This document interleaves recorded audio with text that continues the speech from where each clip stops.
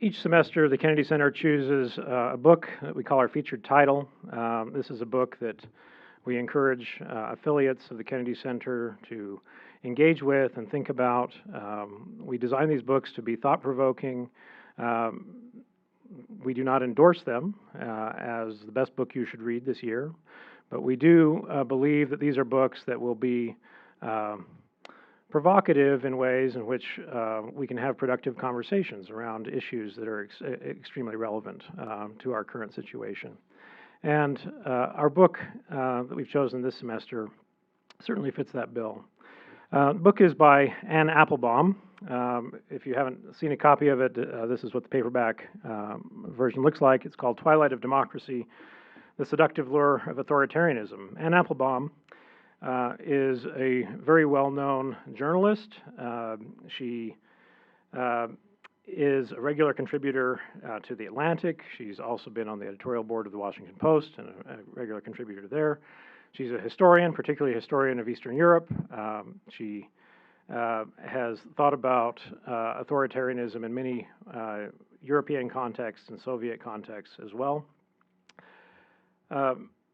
She is the author of Red Famine, Stalin's War on Ukraine. She is author of Gulag, A History as well. She has won many awards for her writing. And this is a very timely book that engages with some of the more recent history of Western and Eastern Europe, thinking about the ways in which our political environment is currently being shaped, sometimes by polarization, sometimes by populism, and oftentimes by a craving by many people who are constituencies of these governments in Europe for a little bit more simplicity and a little bit more clarity. And thus we end up with the seductive lure of authoritarianism. I'd just like to share, before we begin, a couple of paragraphs from her book toward the end that I think help frame our discussion today. She ends Twilight of Democracy by imagining potential global political trajectories. One of those potential trajectories might be an increase in polarization until only violence might determine who rules. On the other hand, there may be a new sense of global solidarity, a sense that we can do better than polarization, and that the COVID pandemic may have triggered a sense of the importance and potential of belonging and community. And she states, and I quote, maddeningly, we have to accept at this moment that both futures are possible. No political victory is ever permanent. No definition of the nation is guaranteed to last, and no elite of any kind, whether so-called populist or so-called liberal or so-called aristocratic, rules forever. The history of ancient Egypt looks, from a great distance in time, like a monotonous story of interchangeable pharaohs, but on closer examination, it includes periods of cultural lightness and eras of despotic gloom. Our history will someday look that way too. She goes on to say, to some, the precariousness of the current moment seems frightening. And yet, this uncertainty has always been there. The liberalism of John Stuart Mill, Thomas Jefferson, or Václav Havel never promised anything permanent. The checks and balances of Western constitutional democracies never guaranteed stability. Liberal democracies always demanded things from citizens. They demanded participation, argument, effort, and struggle. They always required some tolerance for cacophony and chaos, as well as some willingness to push back at the people who create that cacophony and chaos. They also always acknowledged the possibility of failure. A failure that would change plans, alter lives, break up families. We always knew, or should have known, that history could once again reach into our private lives and rearrange them. We always knew, or should have known, that alternative visions of our nations would try to draw us in, but maybe Picking our way through this darkness, we will find together that we can resist them. I'm so pleased to introduce briefly our three panelists, and I'll just invite you up if that's all right. And we'll have Celeste here on this side of the table, and Justin in the middle, and Kelly Patterson on the end. Celeste Beesley received her PhD in political science from the University of California at San Diego. She is a scholar of international political economy, of globalization, of public opinion, and of economic insecurity. She teaches courses on topics including the abuse of power and terrorism, as well as a broad range of topics within international relations and international political economy. Justin Collings, to her right, joined the BYU Law faculty in 2013. He's currently serving as the BYU Academic Vice President. He is a scholar of constitutional law, comparative constitutional law, and constitutional history.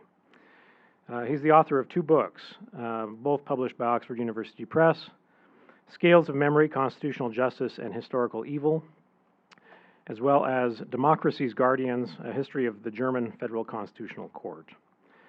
He's the author of many articles and book chapters in many venues.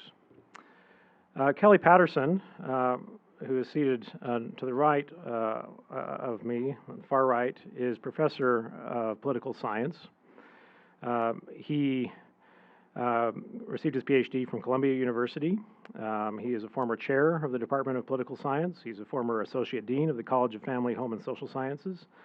And he's a former director of the Center for the Study of Elections and Democracy.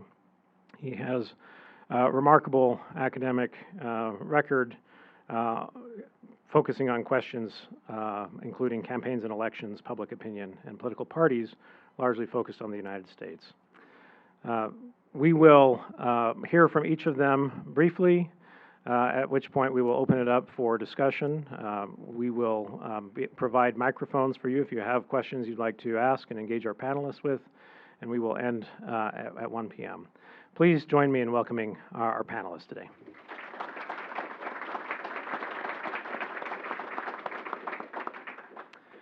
We will hear first from Professor Beesley, then move to Vice President Collings, and then finally our President, Professor Patterson. Thank you. I like the sound of that, Kelly.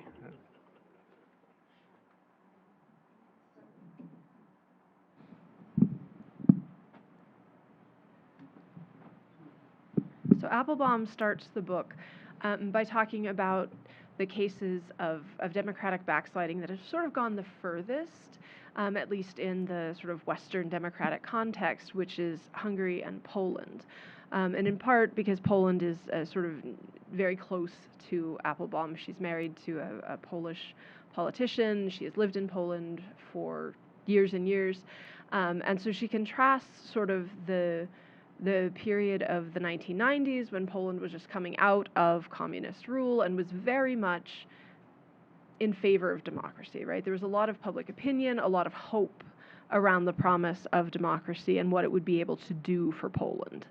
And then also the case of Hungary, which again in the 1990s, when these countries joined the EU in 2004, they were sort of the winning cases. They were doing really well democratically, they were doing really well economically, and there was this view that with the end of the Cold War, that we were at the end of history, right? Democracy had won, and this was now, everything was right with the world and would stay that way. And so she documents a pattern that she sees in these different cases about what happens when you start to lose democracy, both in terms of leadership, but also in terms of public opinion and public behavior. And so using Poland and Hungary as examples, what happens frequently is that there is some kind of economic discontent. And certainly the transition from democracy, the exposure to the distributive effects of globalization in Eastern Europe helped to fuel that. It creates winners and losers. We know this. Some countries handle this better, but in the people who feel like they are losing politically, economically, which is really what a liberal democracy involves, right? Half the country is going to lose the election half the time, right? Every time you have an election, right? Almost half the people should be not terribly, it's not their choice of what would have happened. And so what happened in Poland is that this created a backlash where people voted for an illiberal party, the Law and Justice Party, PIS, and they remained in power for a long time. And and there's a pattern of things that she also points out in Hungary and some other places as well in the book of undermining democracy in a very specific set of ways. One is that you get a lot of polarization or tribalism, a very in-group, out-group dynamic that divides the country into groups, right? That some people are the enemy, that they are actively seeking a very different, not just a different view of what the country should be doing or what the world is, right? Political disagreements are normal and part of democracy, but that they divide it up into good and evil, right? The other side is evil. And if the other side is evil or actively seeking to destroy the country, which obviously they take some creative license with evidence on making those kind of claims, because the generally broad political movements are not actively seeking to destroy their own country. But by setting it up that way, it means that democracy is unacceptable, right? Because why would you risk losing to evil? Why would you allow an election to happen if there is a danger that the evil will take over? That the country's very existential threat is that the country's experiencing an existential threat from them, from the other side in a democracy. And so this leads to justification for making everything political. So there's nothing that's apolitical, there's nothing that is fair, even, right? Everything has to take a side. And so what this looks like is attacks on the media, right? Because if the media is promoting the evil of the other side, then that can't be permitted to stand. And so you have to take control of the media and make sure that it is speaking only the government line. Because obviously the leader thinks that the other people are evil. And so that's what we saw in Poland and Hungary, right? They went from having pretty vibrant free medias to having very much government-controlled medias. And these medias also, there's not a whole lot of checks on how much truth versus conspiracy they put out, because there isn't that competition, there isn't the freedom to speak against the government.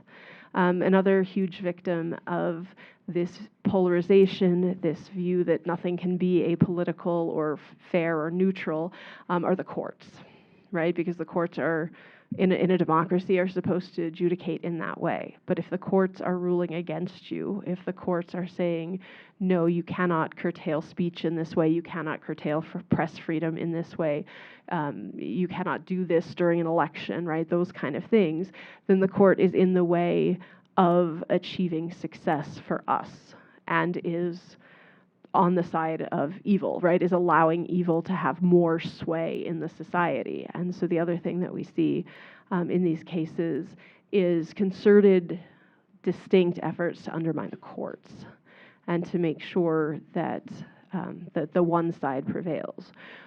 But if one side has to prevail, you're not in a democracy anymore, right? A democracy only exists where there is the very real possibility of a turnover in power. But this setup doesn't allow that, right? The idea of it doesn't allow it. And so it is deeply polarizing, and it is silencing to the voices in the country that don't agree with the government. It's not that everyone in Poland or everyone in Hungary is supportive of their government, but they can't say anything. Like, it's literally very, very difficult and risky to do so. And sometimes what happens, right, is that people respond and say, oh, well, if it's such a problem, right, if this is creating these economic problems, these political problems for these groups of people, they need to speak up, right? They need to do more about it because these countries are still nominally, at least, democratic. But that doesn't sort of take into account the power and powerlessness dynamic that exists in these countries when the government is not interested in democracy, right, is only interested in the triumph of their side and their view of what it should be. And so when that happens, when you break democracy, when you don't have that competition anymore, which is definitely the case in Hungary. Now, the most recent election in Poland, Law and Justice was actually voted out of office. They are not currently in power. And so we'll have to see how much sort of residual effect, how much Poland can sort of come back to being a more liberal democracy. There are some concerns about that because once you undermine the courts, once you undermine the media, it is harder. But in Hungary, for example, it is unthinkable, right? There is no party other than Fidesz, which is the current Prime Minister Viktor Orban's party, that can possibly win an election. And they have embraced that. They've said, no, we're an illiberal democracy. And they frame it in very sort of pro-family, nationalist, anti-immigrant terms, because that speaks to the people who feel like they're losing something culturally or economically. And so it does bring that support, and it rallies the people around them.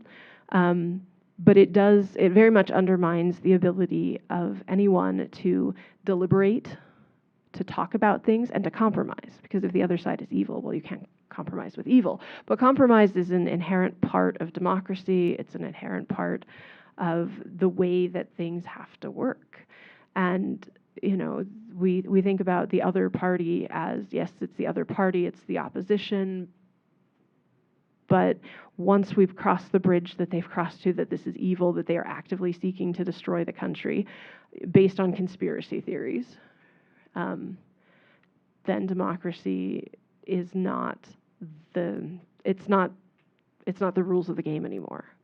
And that's what we've seen in Poland and Hungary. And she goes on to talk about how, for example, this is concerning to her because we see other countries where there are echoes of these things, attacks on the courts, attacks on the media, not a whole lot of attention to truth in media and in political debates, that really were more concerned about winning the debate than about what is factually reflects the state of the world. And at one point in the book, she talks about how in a conference in Western Europe of these sort of right-wing populist parties, that they had Viktor Orban, the Prime Minister of Hungary, come as their honored guest and their keynote speaker to ask, you know, how have you been so successful? How have you been so successful at silencing the universities, at silencing the media, at bringing about a country where your view is the only view that's there? And that is disconcerting, because if there are people in other Western countries, in other Western democracies, that are willing to look at Hungary and say, I'm looking to win like Viktor Orban won, then that's a concern for the state of democracy. And to the extent that people and public opinion buys into these arguments that the other side is evil, that we need to silence opposition, right, that we can give no quarter to the other side, that they are so opposed to everything we stand for, then democracy can't continue.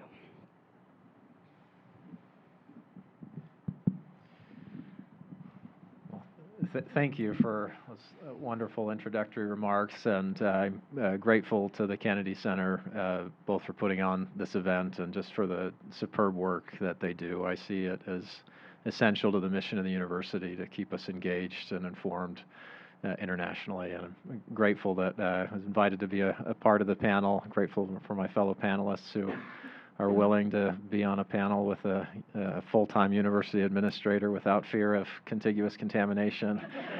Before I joined the BYU faculty, I was a law clerk for a wonderful federal judge, and he had previously been the dean at the Yale Law School, and he used to begin sentences by saying, "Before 1985, when I became dean and stopped thinking," I would go on from there. So before I went to the ASB and stopped thinking, I thought about constitutions, and I'm going to talk a little bit about constitutionalism and the way that it connects with the theme of this book. I think constitutions play a big role in the book, but it's sometimes a behind-the-scenes role and kind of influencing a lot of what's happening in the forefront.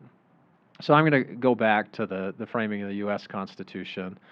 And the founding generation of the U.S. Constitution faced what they saw as a dilemma, which was on the one hand they had a strong ideological commitment to popular sovereignty, to rule by the people, and then an unremitting historical record of disastrous consequences when the people were in fact in charge. And so the question was how to operationalize popular rule in a way that was stable. And one way to think about the U.S. Constitution, or any constitution really, is it's an effort to lower the stakes of democratic politics.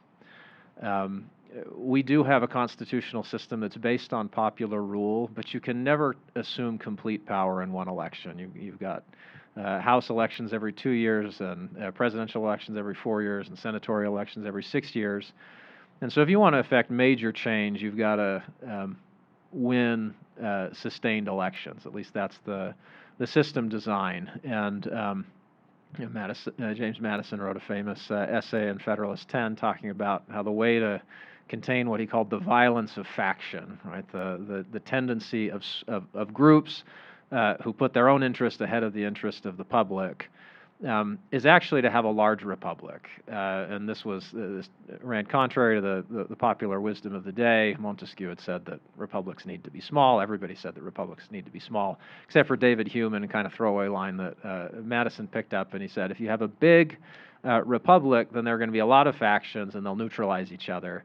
And you won't have profoundly destabilizing elections and institute a lot of things, checks and balances, constitutional judicial review, and this is going to prevent any particular election from really being a game changer, and it'll have a stabilizing effect.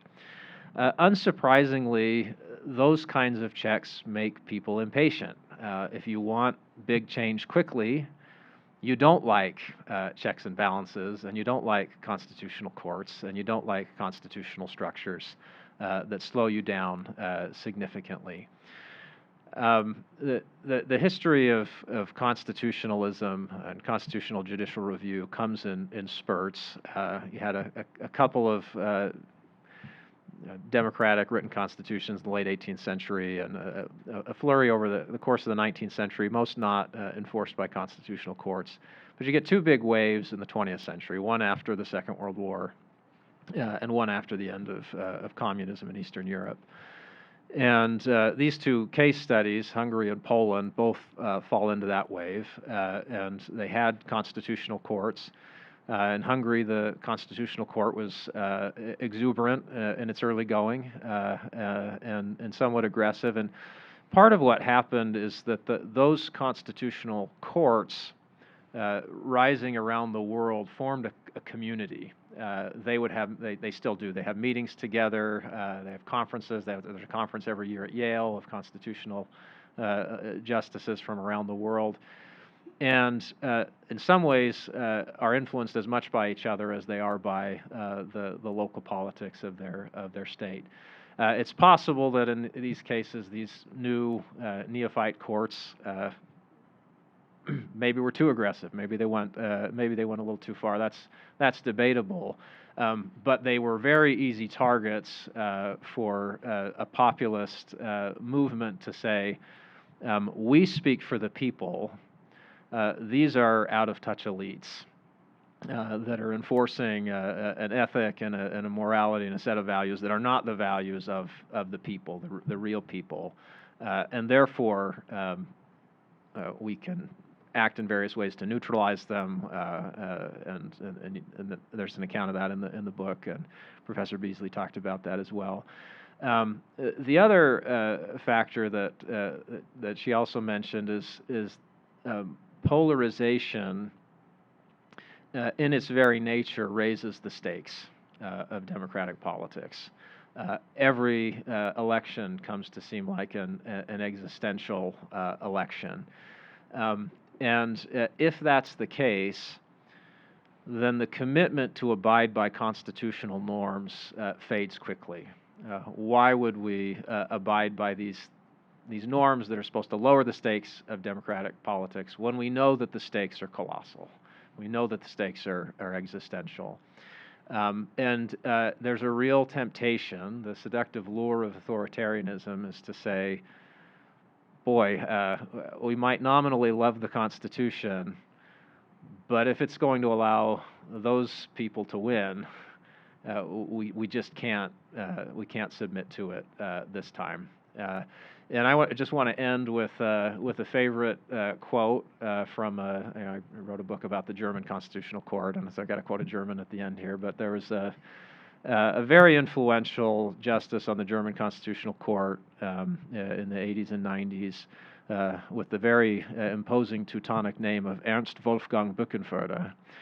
And Bückenförder was a leading academic before he joined the court. And the most famous essay, or the most famous line he ever wrote, was in an early essay about secularization. And it was kind of abstruse and historical, but his underlying message was as a believing Catholic to his fellow Catholics. And he was making a pitch for them to embrace the constitutional democracy of post-war West Germany. And at the end of that essay, he said, because there had been some ambiguity in the church's relationship to liberal democracy over time. But at the end of the essay, he said, the free liberal state depends on conditions that it cannot itself guarantee. By which he meant that to have a constitutional democracy that works, there has to be a constitutional culture that's committed to making it work. But the constitutional state can't guarantee that. If it guaranteed that, it would stop being free, it would stop being liberal. You'd have to force people to believe in a certain way, and you can't do that. And that he went on to say, he said, this is the great wager that modern democracy takes for the sake of freedom. Right? But it's a risky business, and the framers of the U.S. Constitution knew it was a risky business. You could have all the checks and balances that you wanted, but if you didn't have a virtuous citizenry, meaning a citizenry committed to making it work, those ultimately would be ineffective. At the same time, though, they believed that constitutional structures actually promoted some of the virtues that you wanted to cultivate. And so we have a constitution that's designed to require compromise, which was mentioned before. Those who find compromise ipso facto unacceptable are not going to be as committed to those constitutional structures. But my plea would be to exert a kind of patriotism that is a true constitutional patriotism that is committed to the structures even when we're losing. Thank you. Is it all right if I stand? I'll stand so that I can see what's going on. I'll take my mic, so I have to wander with the mic. So I can yell. Mic, okay. For the people online.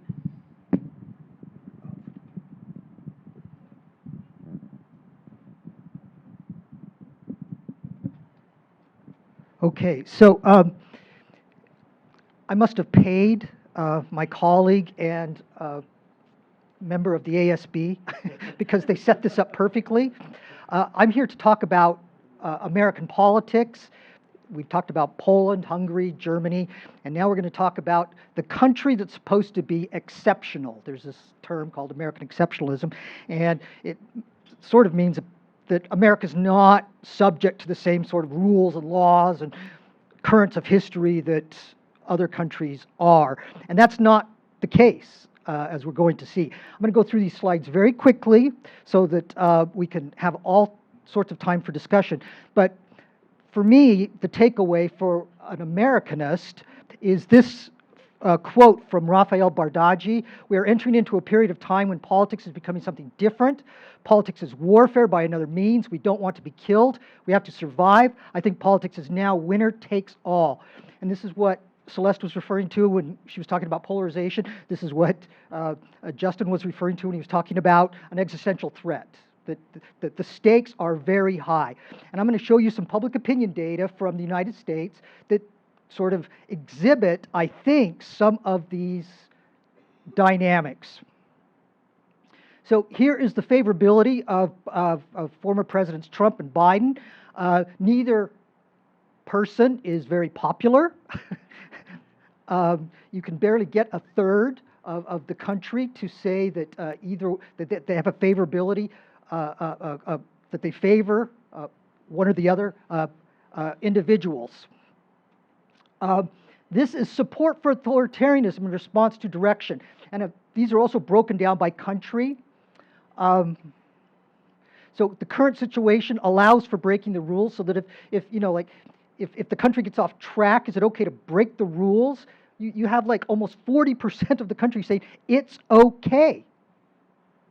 Now, that's sort of that constitutional culture that Justin was talking about. If it's okay to break the rules, then you really don't have a constitutional culture. And then, of course, this is support for political violence in response to direction by the country. Almost 1/4 of Americans now think that the country is so far off track that true American patriots, whatever they are, however you define them, may have to resort to violence in order to save our country. And 1/3 of Republicans say that or agree with that statement. All right, so here's different perceptions of alleged criminal conduct. This is sort of that good versus evil sort of a thing that we've been talking about, and that Anne Applebaum talks quite a bit about in the book. The percent who agree there's credible evidence that Donald Trump committed serious federal crimes. Republicans do not see any criminal conduct. And Democrats see all kinds of criminal conduct. Okay, so the differences in perception are stark. And part of this, or at least a good indication of this polarization that we've been talking about. This is percent who agree that the re-election of Donald Trump or Joe Biden poses a threat to American democracy and way of life. Once again, existential threat. Okay? And a majority believes that both candidates pose a threat to the American way of life, but they cannot agree on who the threat is.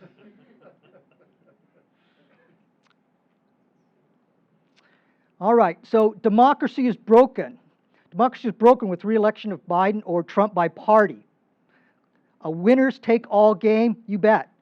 Democrats think democracy is broken if Trump wins.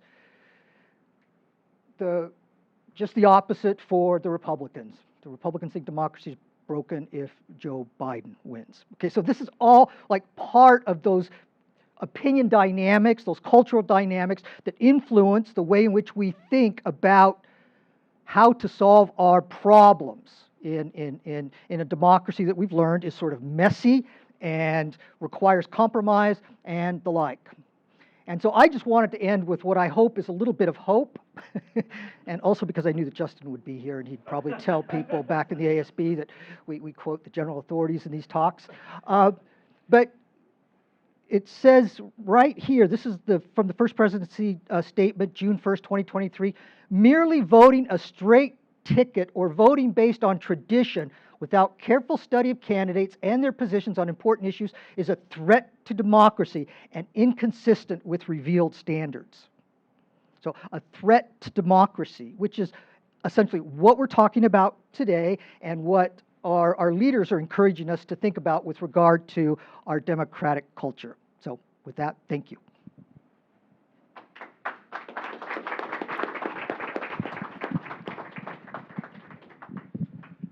All right. Well, I'm hoping that at this point you're saying, yeah, I have got some things to think about, and that you can find some relevance to the concerns you might have, whether they be with American politics or with the direction that the world is going in various ways. And we'd like to engage you in conversation now. So we recognize that some of you may need to leave for a 1 o'clock class. Please do so when you need to, but we will go till 1. We invite you, if you have a question for our panelists, just to raise your hand. We have a student in the back who will bring you a microphone. We invite you to stand up. Tell us who you are. If you're a student, tell us what you're studying here at BYU. And invite you to ask concise questions. We invite our panelists to respond concisely as well, so that we can get as many questions in as we can, and look forward to your thoughts and questions.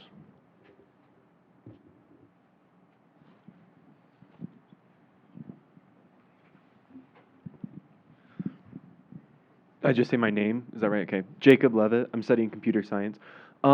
My question for you is, what do you see in the United States right now that needs to change to avoid these, like, I guess, negative potentials of turning into authoritarianism? Believe in the outcome of elections. Was that concise enough? Reduce polarization, right? The other side is not evil. They are different. They may operate from different assumptions, but they're not actively out to destroy the country. Listen to your neighbors.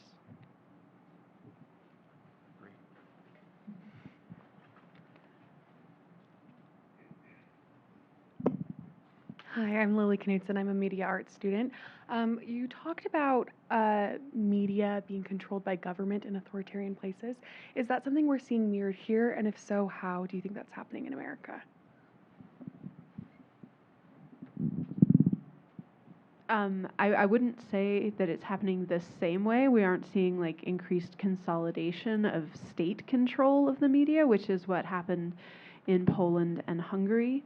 But I do think that we are seeing more, and Applebaum talks about this in the book, more polarization of the media, where there is less of a commitment and by media outlets to be sort of seeking to be read broadly across the political spectrum, that there's much more of an echo chamber effect.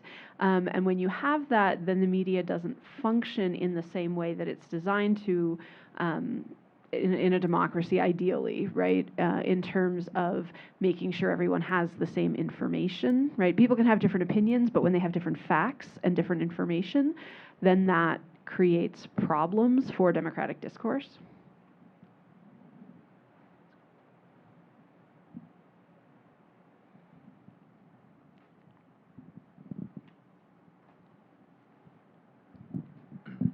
Hello, my name is Spencer Evans. I'm studying international relations here at BYU. So this downward trend that we're kind of observing here in our beautiful country, do you feel like there are other societies that have experienced a similar down curve? And do you feel that there were ways or any examples of countries who managed to pull out of that and kind of avoid that collapse?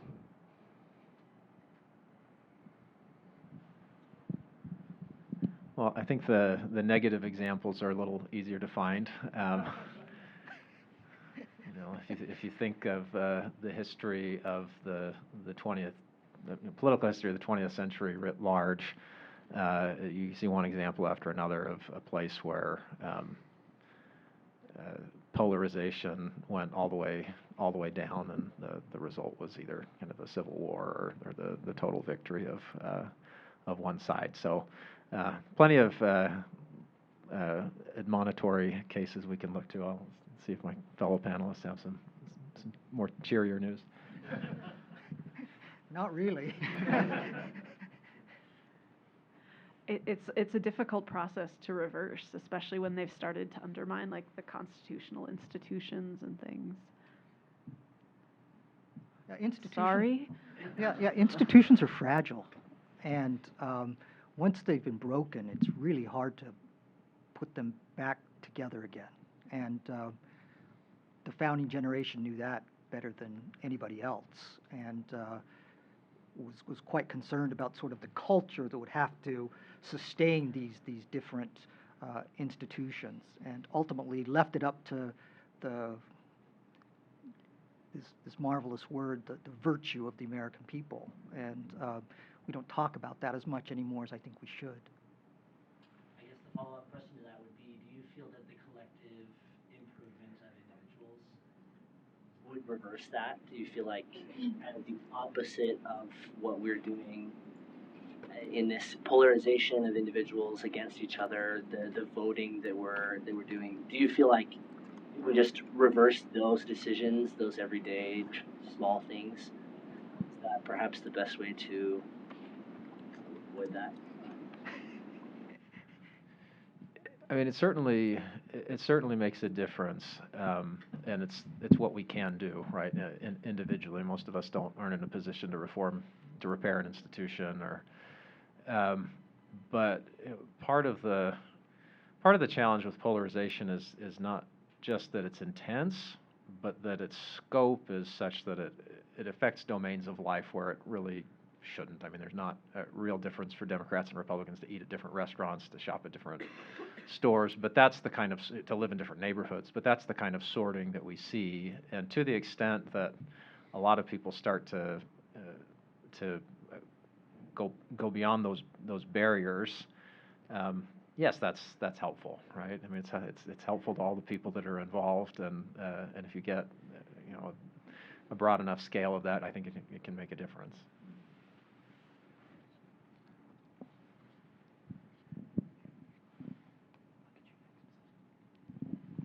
I'm Miley Donahoe, and I'm studying political science here. Do you think that American culture or patriotism impacts this process in any way? Depends on how you define patriotism. Because one of the things that a lot of these authoritarian regimes do is use sort of this sense of nationalism to create this sense of national emergency, and that we have to defend the country against enemies, right? Against the other side, against immigrants, against the European Union and globalization and all sorts of things. And so, I mean, I think Applebaum's take, and I'd love to hear your opinion on this, but I think Applebaum's take is that America is perhaps not as exceptional and in terms of being totally different on this than we might like to see. Yeah, I think it's clear from what we're seeing in public opinion polls and various dynamics within the two political parties that it's hard to come to a patriotism that's sort of a love of the country, a love of the Constitution, as opposed to sort of a love of a particular outcome. And when it's an existential threat, people focus on the outcome. And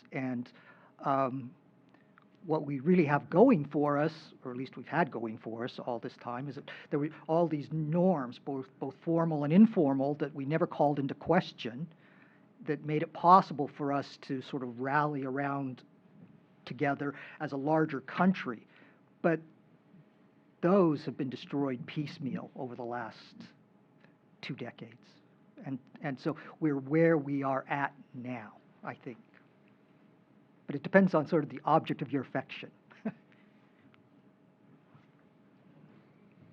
Hi, my name is Joshua Smith. I'm a political science major. And I wanted to ask if you guys think that this recent democratic backsliding is a result of a fundamental problem of our neoliberal Western society, or if it's just a cycle, if it's a cycle between authoritarianism and liberalism. There's a rise of liberalism and then later on authoritarianism. Is there a problem that these people have been able to tap into and manipulate? What would you guys say about that? I don't know that there's a fundamental problem with Western liberal democracy so much as there's a fundamental problem with humans. Immanuel Kant said, "From the crooked timber of humanity, no straight thing was ever made." And unless we've got a redeemer to make the crooked straight and the rough places smooth, it's always going to be a challenge. I think to give give maybe a more direct answer. Part of the challenge is that people like, maybe it's simplicity, but there's a fundamental drive towards strong affective ties. And for some people, the structures of democratic constitutionalism are, romantic enough to pull that in. But for a lot of people, it's faith or family or the fatherland or there's the Rusty Reno, the editor of First Things, wrote a book, which I've not read, but the title of the book is telling you that the return of the strong gods.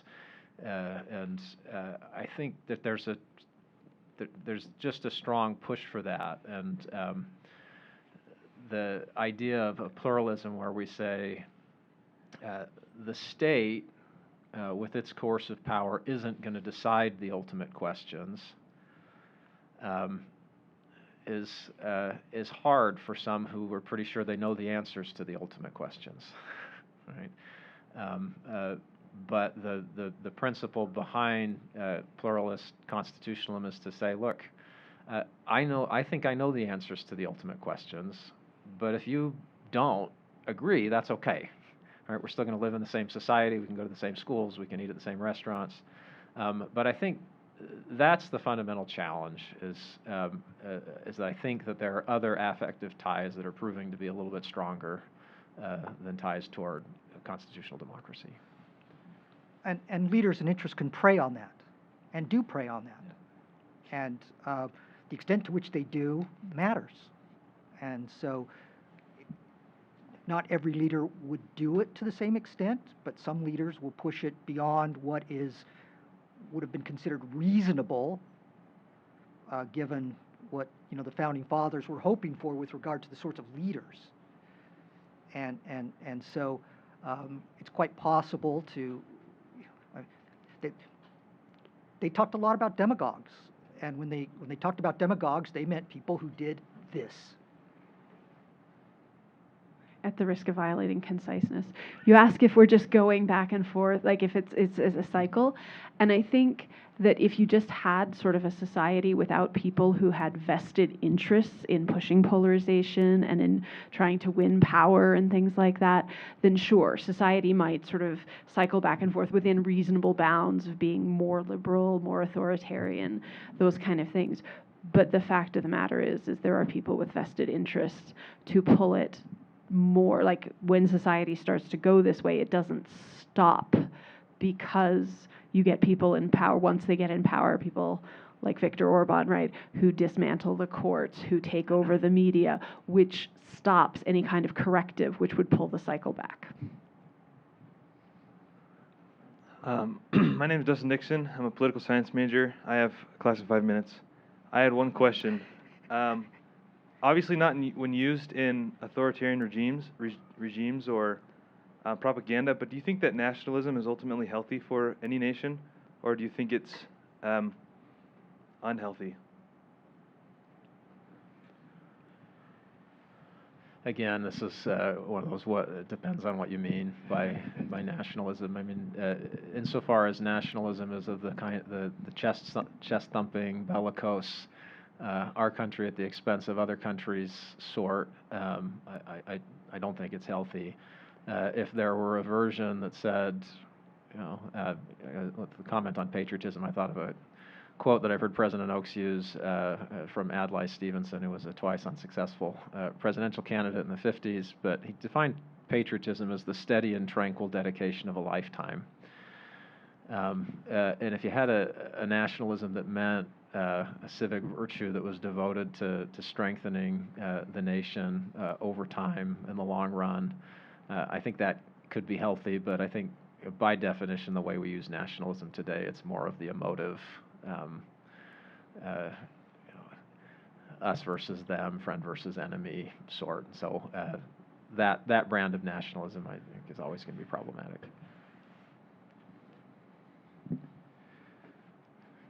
Thank you very much for all your comments and thoughts. Very thoughtful and very helpful. My question has to do with a question of balance in the understanding that we have of authoritarianism. The book obviously takes, Eastern Europe as its kind of premise, it seems. I haven't read it, but I'd like to, but based on the comments here. And I was wondering if we could, since I have the panel here, can you point to other areas of the world that might have something like Eastern Europe, either right or left? And it might be interesting to see the rise of authoritarianism on the left as well as the right, just so that we can see the patterns appropriately, so that we can take this middle course of structural constitutionalism appropriately. Yeah, I think one example on the left that she points to, briefly but significantly, is Venezuela and Hugo Chavez. James Jeffries. I'll be an American exceptionalist and say that fascism and communism never found a lot of ground here. And she brought in the term European Union. Germany went towards fascism, and the former Soviet Union went towards communism. How do you reconcile though Putin doesn't call it a war, but the conflict in Ukraine and the involvement of NATO and the European Union?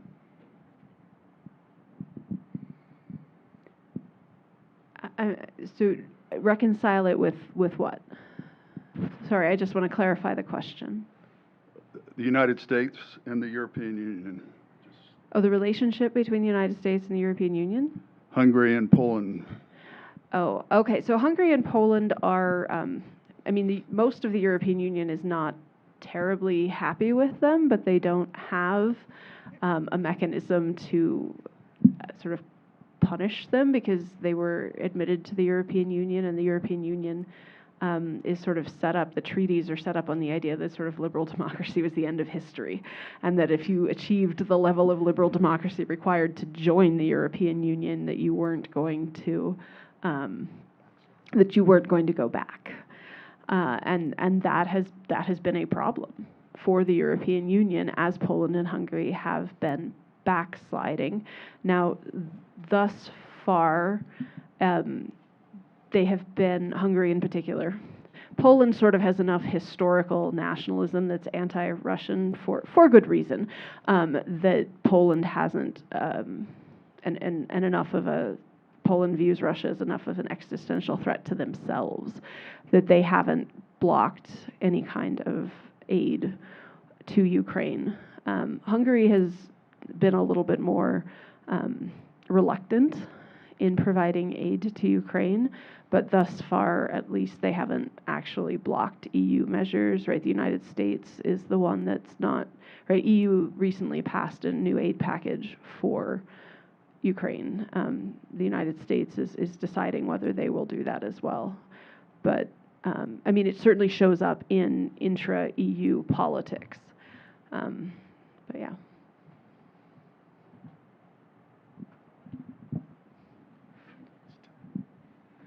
Hi, my name's Talis Barker. I'm studying mechanical engineering, but this is fascinating. Within the book, Applebaum makes reference to the fact that she's had connections with many people who have, over the years, kind of been taken in by this authoritarianism. You know, she's had friends that have attended parties and they no longer are on speaking terms.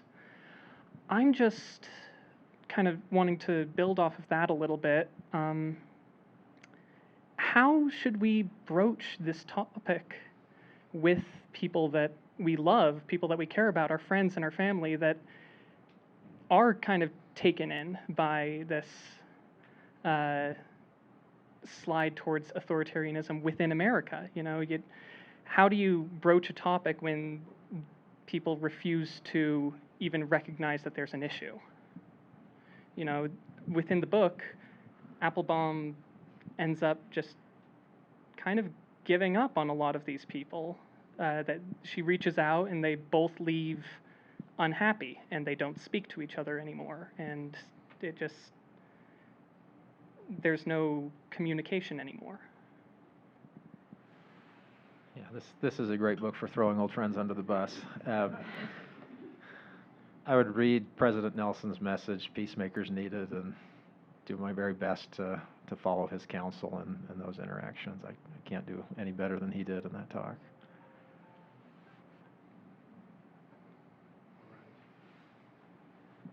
Our time has come to an end. If you do have questions you didn't have a chance to ask, please feel free to come up and talk to our panelists. That was a wonderful final question. Thank you.